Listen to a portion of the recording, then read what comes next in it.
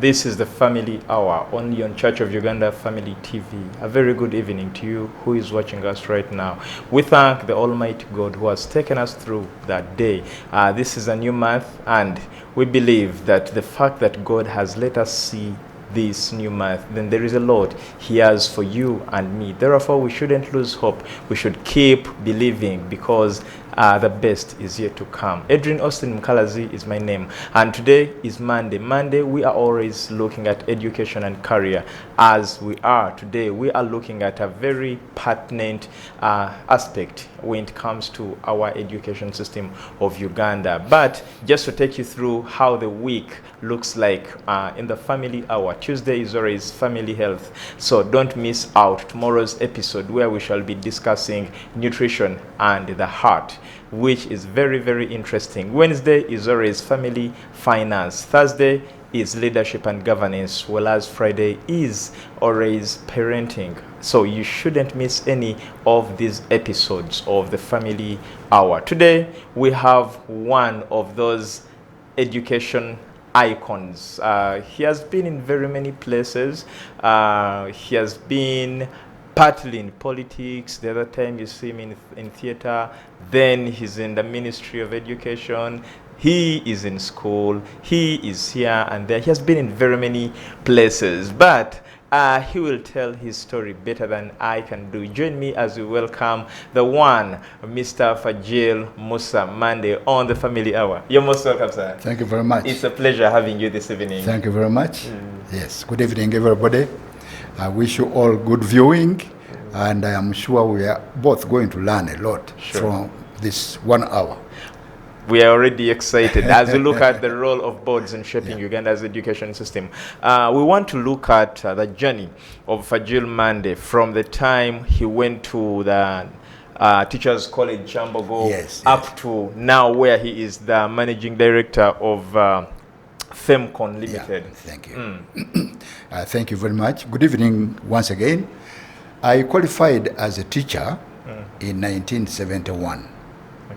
At Chambogo, when it was still training diploma teachers.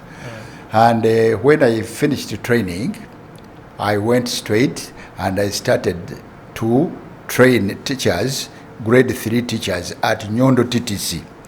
By that time, I was the first one to be allowed to go and work in a teacher training college, all right?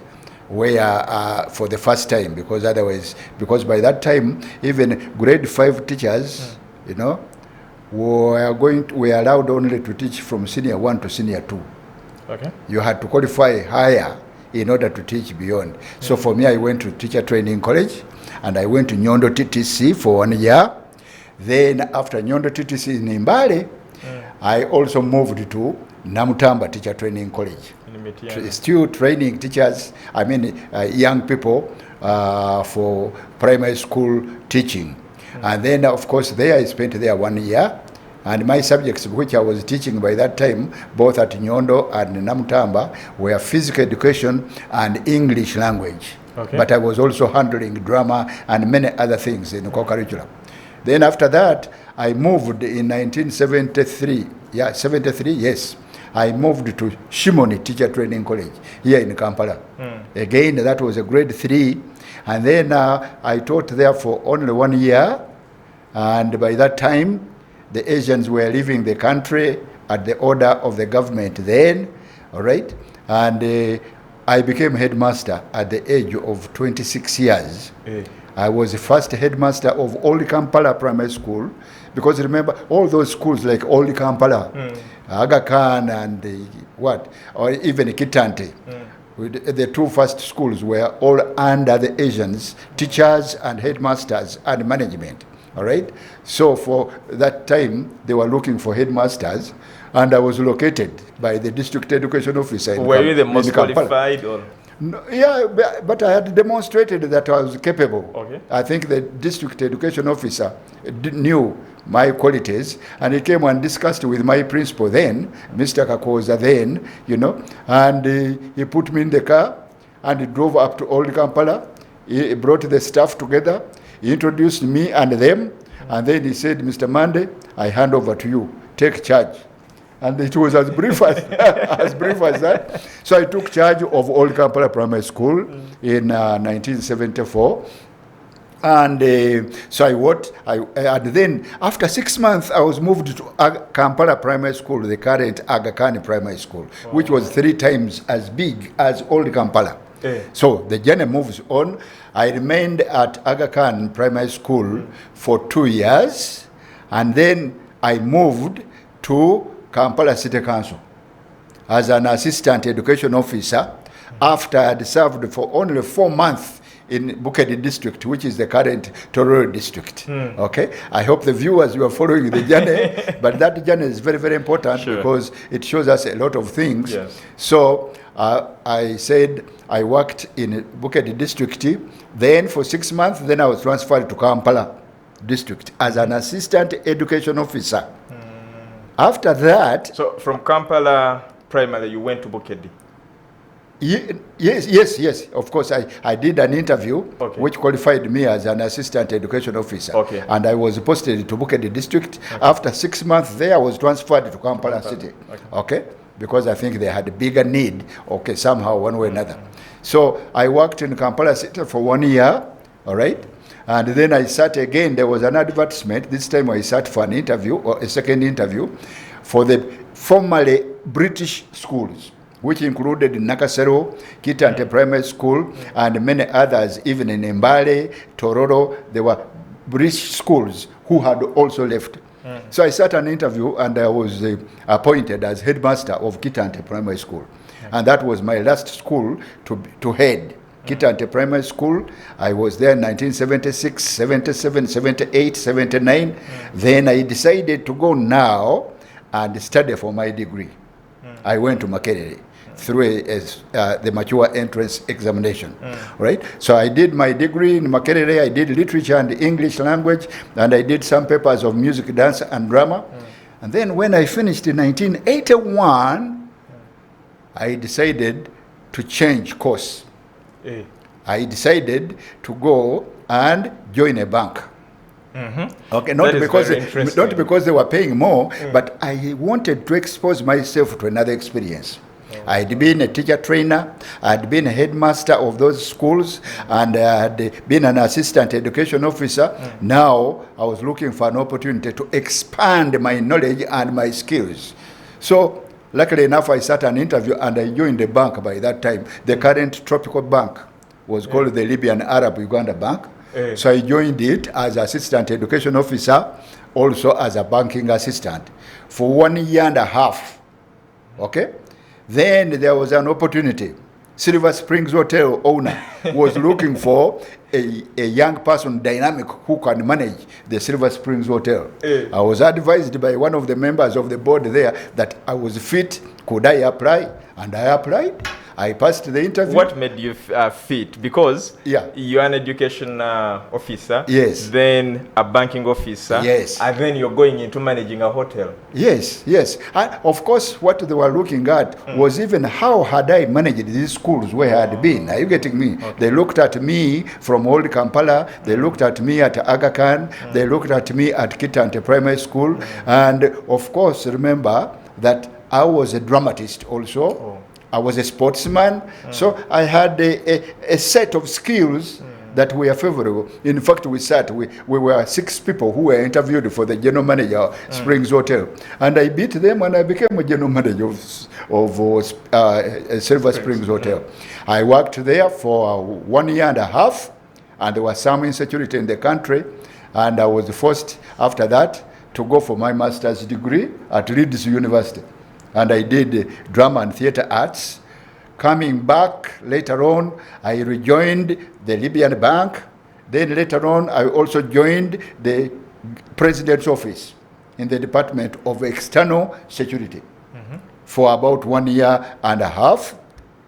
Then after that, I was selected to be a director of inspectorate at the Secretariat of the NRM.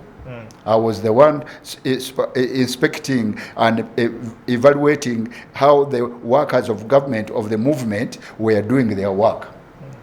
After that, personally, I applied. I wanted to go to the field, all right? maybe sounding mad, but I'm not mad. I was looking not only for adventure, I was looking for where I could perform better and perform better and perform better.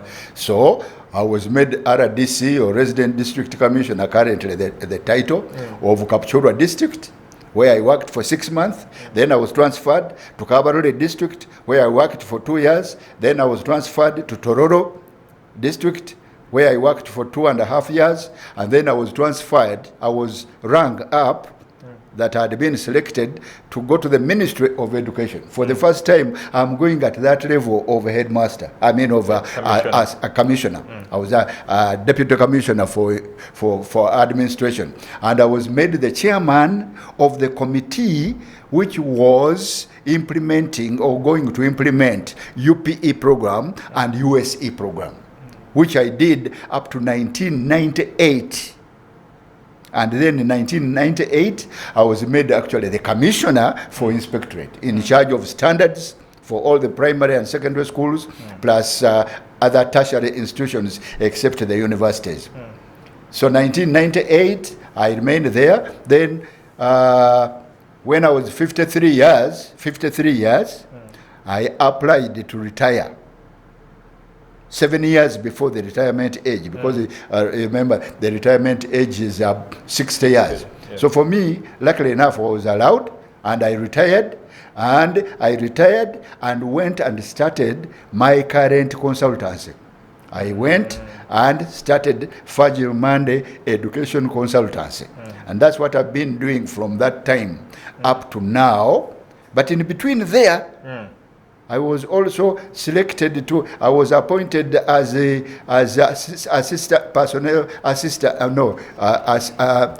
assistant to the Vice President of the Republic of Uganda, as a personal assistant in charge of education and cooperatives.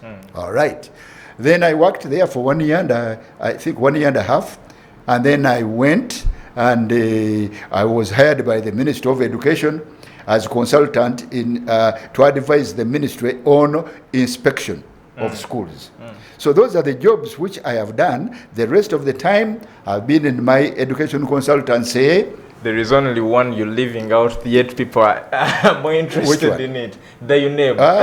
No, the UNEB, I don't count it. That was short-lived. It was short-lived. It was a responsibility, actually.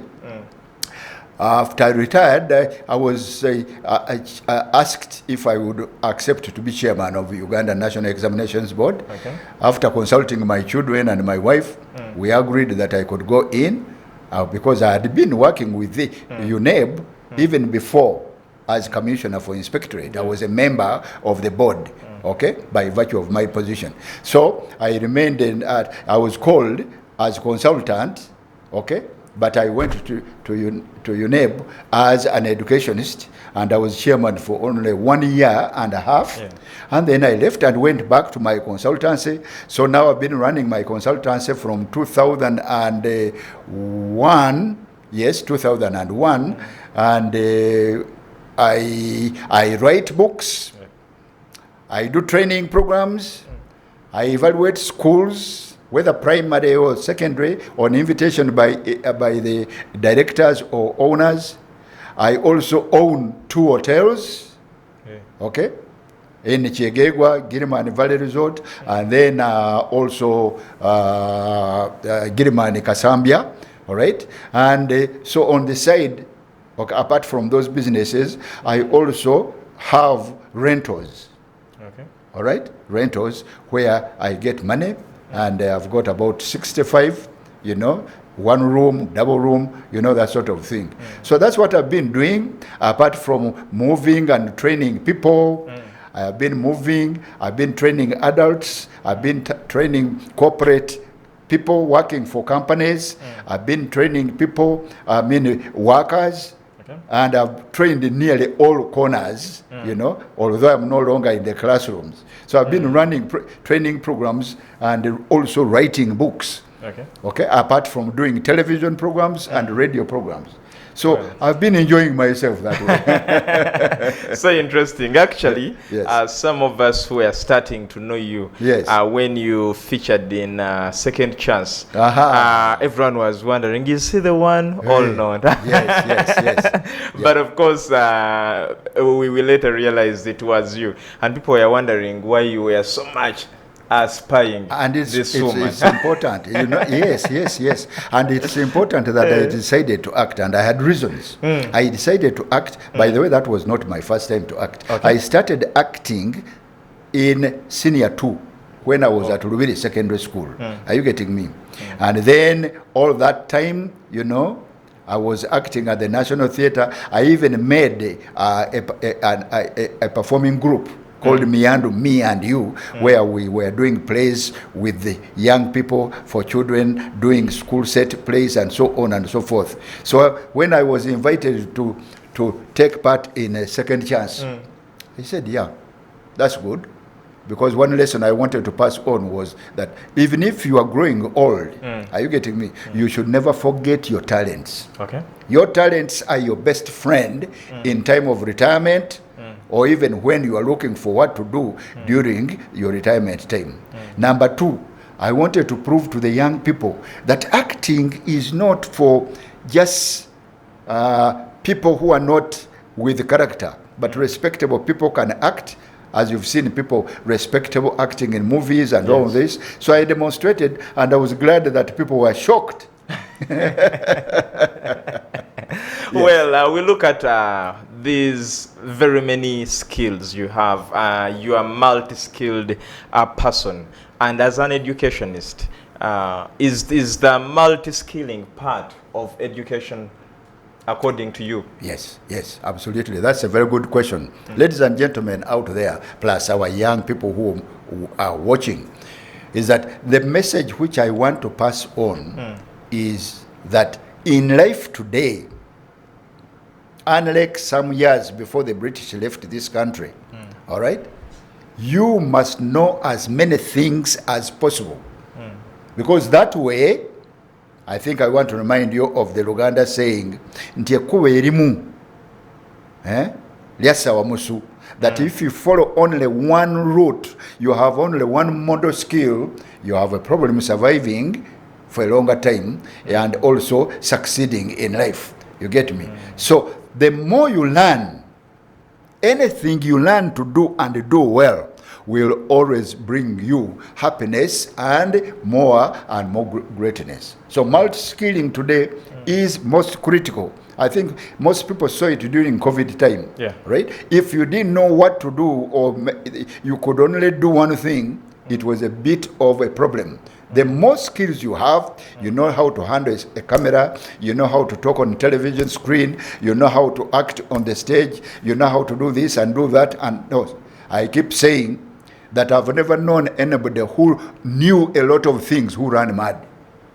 It's only people who don't know a lot of things that actually run mad, you know? So multi-skilling, and I'm raising this point because at one time when I was growing up, there was a thinking by the British, are you getting me? Because they had a purpose, you know, of colonizing us and so on, where if you did very many things, they were saying that you would end up being confused. But I've never seen somebody being confused by doing a lot of things. No. Success is success, and once you learn how to handle one great thing, you will know how to handle many other great things. But the final point is, the more you know how to do, it's like the more you know how to produce things which you can sell, the more successful you will be. The more services you can offer. Are you getting me? The more successful you will be. So you'll be happy all the time, and it will be your choice to retire. And even when you retire, you go back to what you know what to do. All right? So that's what it means. So today, in the education system, that's one of the biggest problems we are facing, ladies and gentlemen, fellow Ugandans, fellow Africans, that instead of producing a multi-skilled young girl or young boy, somebody who knows how to use his hands or her hands, somebody who knows how to use his body effectively, somebody who knows various subjects in the head, you know about art, you know about music, drama, you know about debate, you know about skilling, you know about so many sports, the more successful you will be. But unfortunately today, the more one goes higher and higher and higher, the less and less you know. It's like you are, the abilities are being pulled out of you and thrown away. I always give the example, by the time our students finish senior 6, you find that they can't even walk properly, they can't speak properly, they don't know how to carry their hands, and they are just, even when they look at you, they don't know how to look, you know, clearly without offending anybody. So it's like they've been sapped, you know, they've been sucked. The major skills have been sucked out of them. Whereas actually, when by the time you finish senior 6, your university, you should be filled with a variety of skills, and then of course you will be richer and a person of potential to become useful for your country and useful for your family and useful also for Africa. Okay. Presently, we have a system that shrinks people instead of, you know, blowing them up, enlarging them, so that you have people who can think of science, you can people who can have the arts, they know them, they are lawyers, they are in every field. Yes, we have them. But I'm talking as an educationist that we need to increase the multi-skilling deliberately and urgently now. Okay. If we are going to make the African population, remember that Africa, including Uganda, including Uganda, is one of the fastest populations on the earth today. Yes. But you ask, what sort of population are we having? Are you getting me? That's why I'm saying that population is a blessing from God. We can only use it when we skill them, we train people, we train boys and girls to do a lot of things. We train them in science and so on. We train them in management, we train them in very many things. Then they will be able to create some peace and harmony or assemblies of heaven on earth. And I think that's the assignment which God gave us. Said, go and take charge. You know, that sort of thing. Okay. Yeah. We look at the state of Uganda's education. Of course, there is this old curriculum that is being phased out, which has been so theoretical.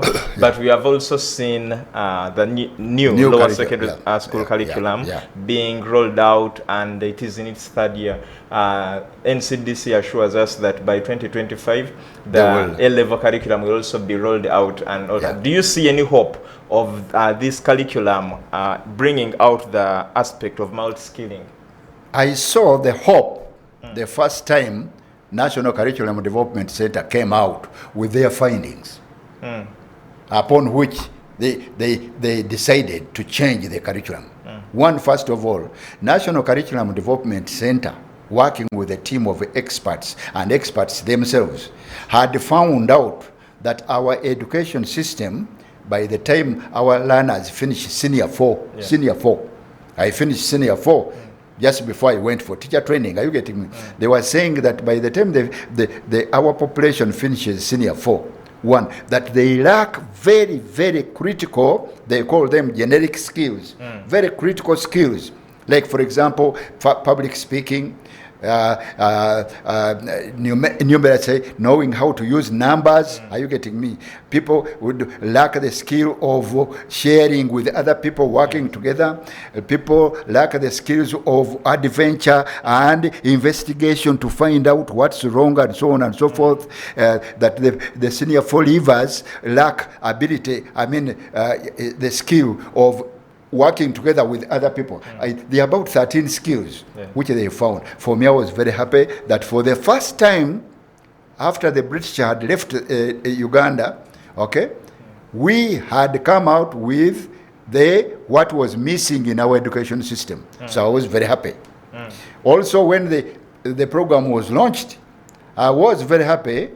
I said, I was very happy when the details of the new curriculum were broken out. I mean, were given to us, all right? But I know mostly that, for example, that in the new curriculum, the learner was no longer going to be sitting on a chair in the class and doze away, listening to one voice of the teacher. No, the learner was going to be made to be the chief person, to do most of the talking, to do most of the demonstrations, to do most of the research, in order to bring them to the front of education. Because we had a system where the learner was just sitting and listening to the teacher and then maybe doing exams and just passing the exams, you get me?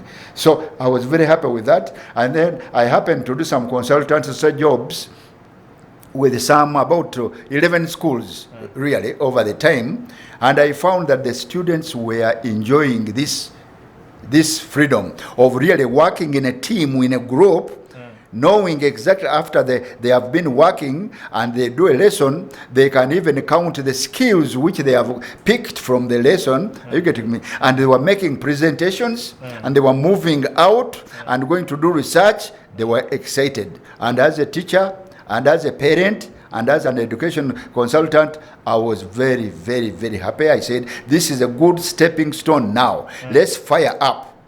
So I remained to wish that that program succeeds. Are you getting me?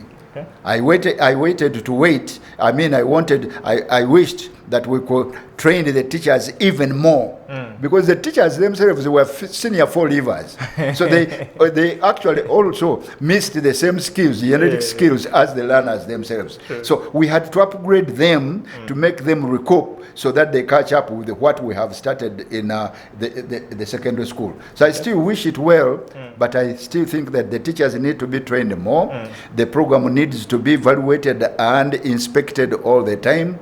The learners need to be let freer and freer and freer. And what we are doing at the school, we need to deal with subjects that answer the questions of life.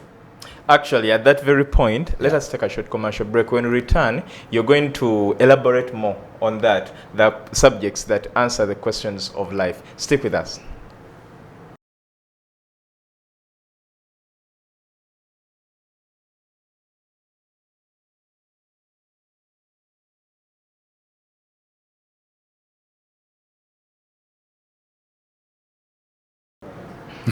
You can't run mad because you have a number of skills or because you're doing quite a number of things.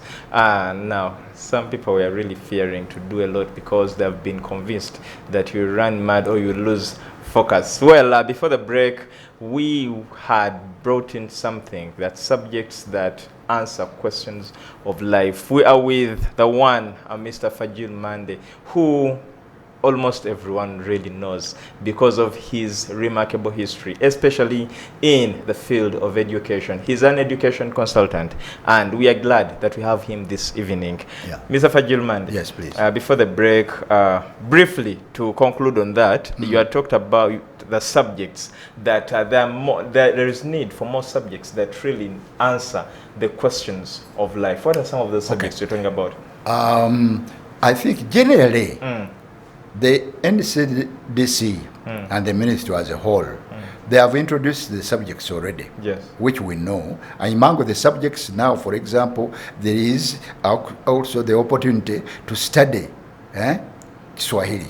Yes. There is an opportunity of doing the normal traditional subjects, but they must be done practically. Not theoretically. Not theoretically. Because the skills which I talked about, which were presented by National Curriculum Development Center, were actually a result of a research which NCDC carried out with employers and people who had finished senior 4. All right? So the major thing about the new curriculum is, one, the teacher or the learner should be able to understand that after this lesson, I have picked this skill. I have picked this amount of knowledge in this area. I have picked this attitude, all right? They should be. That's why they say it is competence based. Are you getting me? So even the teacher must know after this, just like now when I'm talking now with you, yes. I know exactly what we would like us to do. I mean the audience out there to go. We have already said multiskilling. Yes. Number 2, then they can learn also how you can present a television program and so on, or how you can interview when you are moderating a program. You get me? So that was very, very important. And of course, that's why in the afternoon, the National Curriculum Development Center said, look, that's the time when they go into the clubs. And by the clubs, by the way, let me talk about the clubs a little bit. Yeah. Clubs like, for example, music, dance and drama, science club, debating club, yes, those clubs and other Girl Guides and scouting and so on. All those are supposed to be done in the afternoon. Why? Because they matter in the lives of the learners. Are you getting me? So generally, whatever should be taught in the school should really matter and should be related to real life. Not sitting just in the classroom, because real life is why children go to school, to look for skills, to be able to live with others and also to live successfully and exploit the talents which they have got or which they have developed. So that was a very good enrichment. All right? There are still problems with that, because instead now actually majority of the schools, according to me and what I've seen in the field and even before the new curriculum, less and less schools are doing co-curricular activities. True. Very few schools are doing sports. Very few schools are doing music, dance and drama. Very few schools are doing debate. Very few schools are doing traveling and moving around the environment and relating with the environment. All right? But the new curriculum is emphasizing that you must train a child how to understand the environment and use the environment and Uganda as a whole. That's why we now talk of patriotism. You know, you cannot love yourself without loving the country whose air you are breathing, whose food you are eating, whose life you are handling. Are you getting me? Yes. So really, generally, those are some of the areas. Okay. And even the other area is that the learners must learn to read on their own. Okay. To read. Okay. Not just to read textbooks, but to read books that can enlighten them and enrich them. And expose them. Yeah, exactly. Well, talking about the learners being enlightened and all that, we are looking at the role of boards in shaping Uganda's education system. There are those boards that we know, like Uganda National Examination Board, UBTEB. These are boards that are known everywhere. But there are also other boards, school management boards that are known, actually known by very many. And if you people take time to ask for them or to even find out what they are. So we want to look at them and their role basically when it comes to shaping. What are some of the roles? If you can start from the roles. So, we'll start with some of the boards that are in the education system. I think with the time, we may not go one by one, but we shall say that there are boards dealing with matters of education. For example, there is a board which deals with the tertiary institutions. There is a board that deals with the vocational examinations. There is a board which deals with, for example, with the examinations, UNEB, for example. And then, of course, those boards were instituted by the ministry or the government in order to handle those specific areas which cannot be handled by the general public per se, all right, on behalf of government and also on behalf of the people. So those boards actually, except that what I would like to say is that those boards should be made more known by the public. You know, the public, I think partly because the public doesn't really know what role they're supposed to play. Now that takes us to the role. Absolutely. Yes. You know, this is why we should pronounce all these boards which were instituted by government and their role. Yes. So that when the people understand their role, all right, for example, now the board which is understood most of the time is UNEB. Are you getting me? Okay. When they understand their role, they will also understand that those roles are to be fulfilled by the parents or the people themselves, the students themselves. And they will know how to demand for good performance by those boards. You get me, all right? But then, of course, those are the national boards, which are very many. All I'm saying, within this short time, we need to publicize what they are supposed to do so that people know. And then, because their roles also state the rules and regulations of running education. Are you getting me? Yes. The more we keep quiet about that, I think if you remember, when I joined the Uganda National Examinations Board, we really intensified on the programs on television and the radio. And the purpose was that the public must know exactly what your neighbor does, how it does it. Are you getting me? And then also they must know how your neighbor wants the students to accept examinations. In fact, me as a chairman, I had this thing. I wanted the young people to fall in love with examinations instead of hating examinations. I remember in schools we used to fear, then it was Matthew Bukenya. Yes. So it was, Bukenya. Absolutely. Yes. So, really, then let's come quickly to other boards and the schools now. On the secondary school and other tertiary institutions, secondary schools, we have boards of governors. All right? Which are instituted following written down regulations. Are you getting me? Boards of governors for secondary school, are supposed to actually look after the schools, ensure that the schools, those secondary schools are following the plan which they have drawn together with the boards. Are you getting me? To ensure that the schools are following the standards set by the Ministry of Education plus the policy. That's what the boards are meant to do, right? To oversee the school, ensure that the teachers are doing their jobs, the headmasters are doing their jobs, the parents are involved in the school. Without taking over, they don't become the headmaster, but they oversee and they help in the formulation of the school, school rules, and observing whether the curriculum is being followed or not. That is secondary school. And the foundation body is represented on the board of the school for its own reason. And then also at the primary school level, you have the management committees. Management committees are supposed to oversee the management of the school. Are the committees in the school working? Are they doing their work? Are the committees of the students working?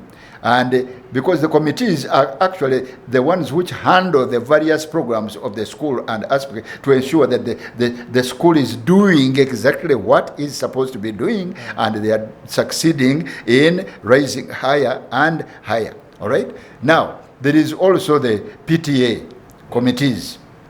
The PTA committees are not the same powerful as the management committees and boards of governors, because the PTA committees are the committees that bring the parents together with the teachers in the school. Are you getting me? Yes. And those are not, they can come and they come, it is, the whole purpose is to bring the parents together and then also hear their voices, also hear their advice, plus also getting the parents to know exactly what they are supposed to do. All right? So those are very, very important. And I think it is good that you chose about this question. I am saying that actually those boards and committees can be strengthened. That's one of the things. Because you rarely hear any statement made, and the statements don't have to be ugly statements. No. You hardly hear a board of governors coming out with a clear guideline for its school, even their voice about education. Are you getting me? I know, for example, other boards are doing some work, but some of them just sit in order to get an allowance a bit. Some of them actually are on the boards, but they don't know exactly what their roles are. So I would like to quickly say that those boards and committees need to be trained, objectively to understand what they are supposed to do and how to do it. For example, The boards now should have started even reporting back or voicing their satisfaction with the new curriculum. Are you getting me? But for me, I've not had it, and I've not heard that it is required by anybody to talk about. I don't think they go to the radios, no. But who said that a board cannot go on a TV program to talk about matters of education using their own school? Are you getting me? Because the whole idea was education is not by one person. Yes. It is multifaceted by people. So I think that they need to be trained more, and they need to be guided more, and they need to come out. Ladies and gentlemen, if you're a board member, really the school is in your hands. All right? But sometimes some boards go to the side of the headmaster, and they begin siding with him. They don't want to annoy the headmaster or the director. Yeah, they don't want to annoy, whereas actually the position of this board is supposed to be a neutral position. Don't belong don't go into the armpits of the headmaster, Don't defy the headmaster, but you are supposed to see how the headmaster and the whole team, heads of departments and so on, the deputies, are doing their work. Because if they do their work wrongly, okay, if for example they don't supervise the teaching and learning process, the children will end up just being crammers and people who just sing and repeat what the teacher has said. Okay. Yeah. We'll look at another group of people that we've seen popularly these days that actually seem to overtake the boards. Those are the old students.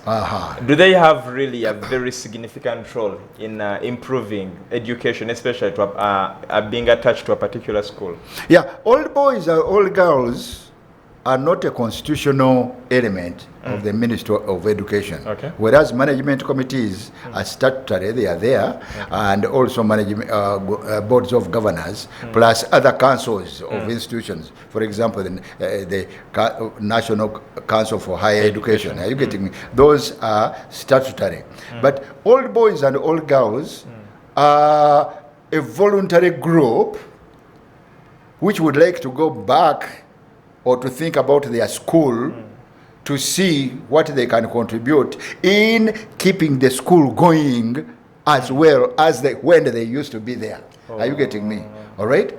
They don't have a program to say they meet every year, whereas management committees and boards of governors have. These are voluntary bodies, workers and all this, who come together to contribute towards the well-being of the school.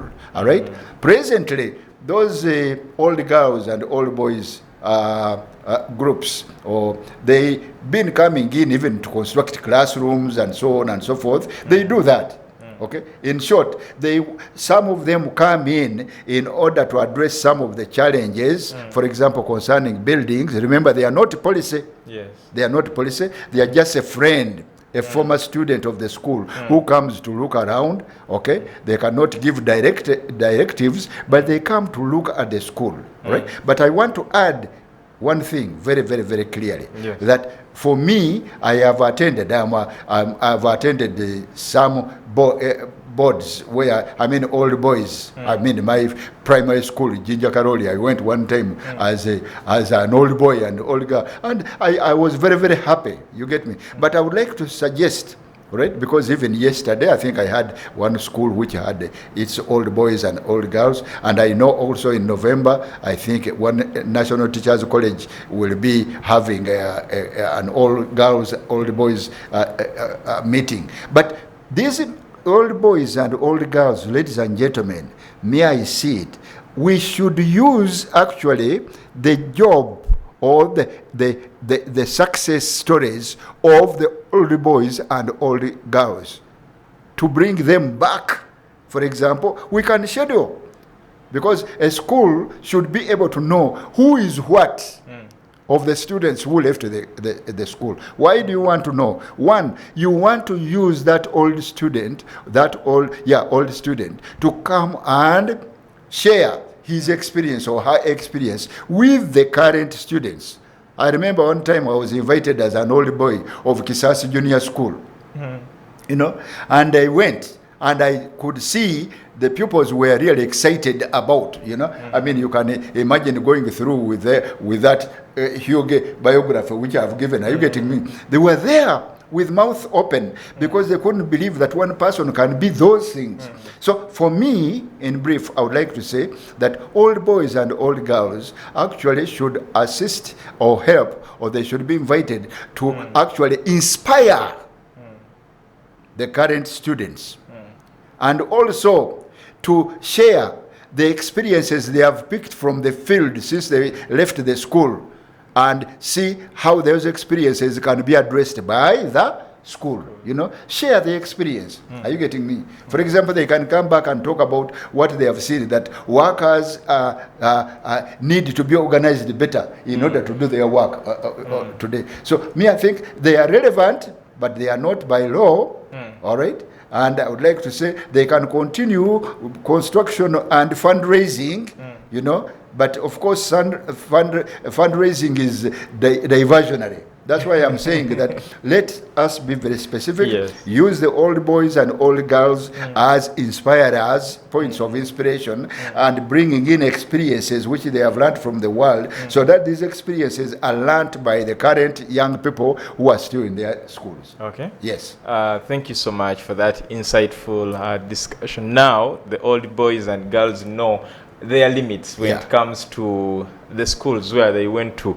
Among the skills you talked about, there is one skill that you left out, which many people have known you for, and that is writing. Yes. As an education consultant, do you find it, why is it important that someone should really write?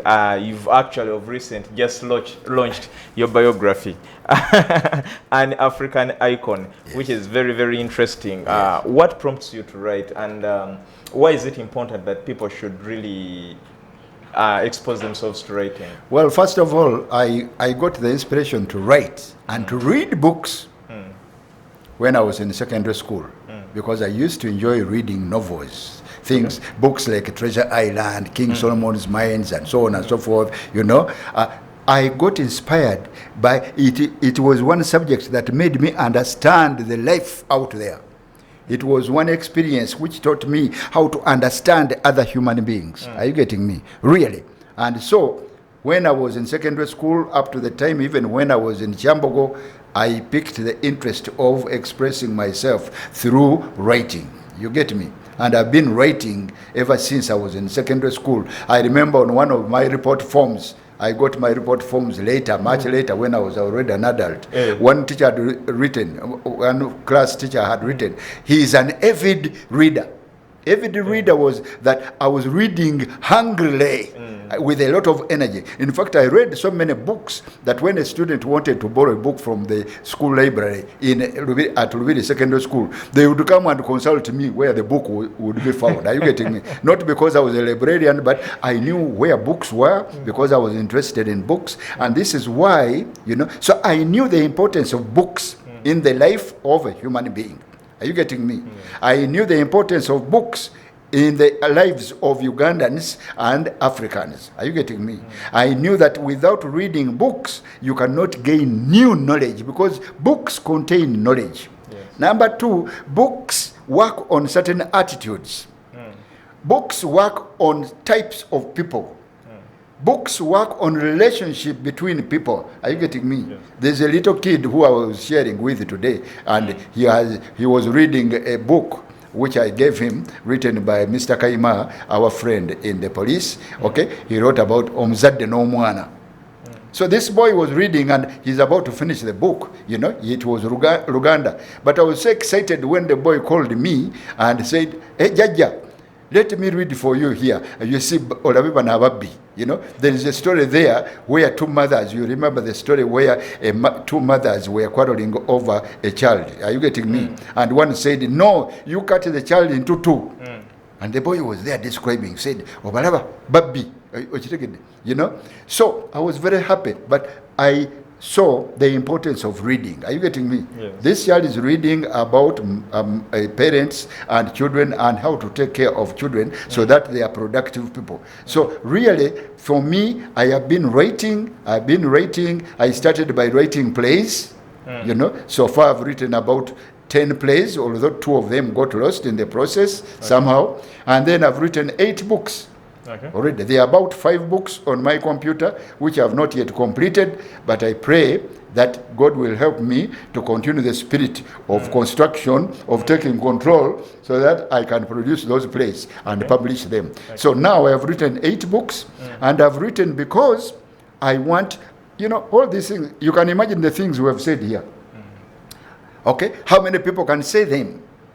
And say them with the reality from experience. Are you getting me? So I write books to capture my knowledge, which God gave me. He gave me talents, and I've used the talents to present and be able to influence my fellow Ugandans, to be able to help the fellow Ugandans to do things better if I can do it better, and also for them to learn from the lessons which I have learned from. So, 1, books change human beings. Number 2, Uganda and Africa is backward. One of the reasons, because we have not been writing books. We've not been storing our skills and knowledge. Are you getting me?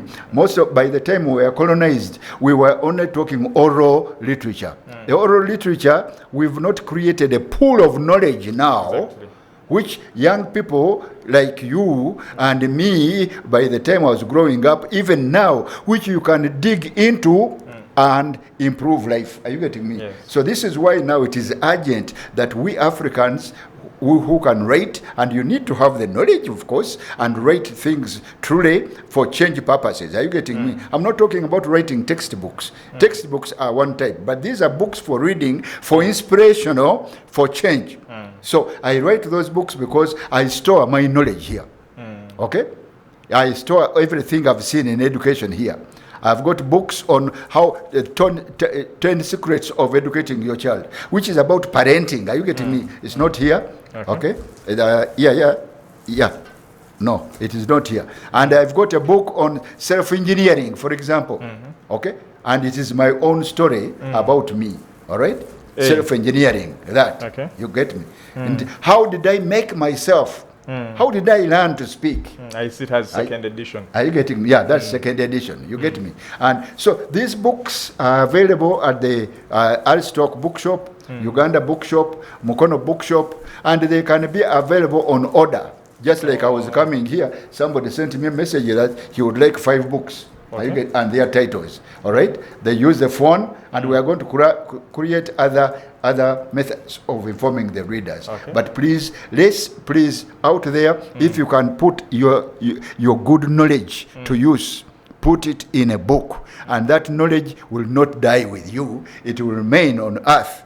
Are you getting me? All right? So that when they are singing Amazon Mulimugwe, they will count the works which you have captured and the skills which you have given to our people. And God will be, I'm sure, very happy for you. You get me? Indeed. Thank you so much, Mr. Fagil Mandy. It has been a pleasure interacting with you. And maybe sooner or later we shall still bring him back, and he'll still give us an insightful discussion when it comes to education, because he's an education consultant now. Thank you so much for you who has been watching us from where we started from up to now. Edrine Osteen Mukalazi is my name. I've worked with Jonah Jal and Mumuza in transmission, Nanseke Migisha on social media. God bless you. We meet again tomorrow as we discuss nutrition and the heart. You don't need to miss this insightful discussion.